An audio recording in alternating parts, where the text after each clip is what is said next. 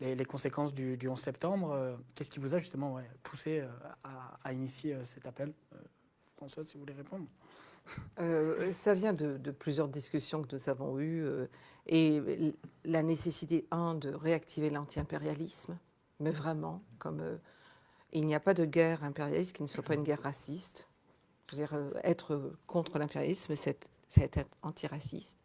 Et que dans l'antiracisme politique, cette idée que l'anti-impérialisme devait être au cœur aussi des luttes avait un peu été disparu, on pourrait dire. Mais même le mouvement anti-impérialiste en France, des 20 ans de la guerre en Afghanistan, il n'y a pas eu de grandes manifestations anti-impérialistes. Donc, bon, la première chose. Et puis la deuxième chose, cette idée de la paix sur laquelle on va certainement revenir, de la paix révolutionnaire, puisque c'est cette idée que la paix qui a été longtemps un slogan révolutionnaire, mais vraiment profondément, était devenu quelque chose ça n'a absolument pas aucune importance, ou alors quand on en parle, ça relève de la naïveté. Bon, vraiment, vous êtes totalement naïf, avec un espèce de pessimisme, mais les gens ont toujours fait la guerre. Et voilà, et donc un certain mépris. N'oublions pas d'ailleurs que la guerre, l'opération de guerre en Afghanistan s'appelait Enduring Freedom.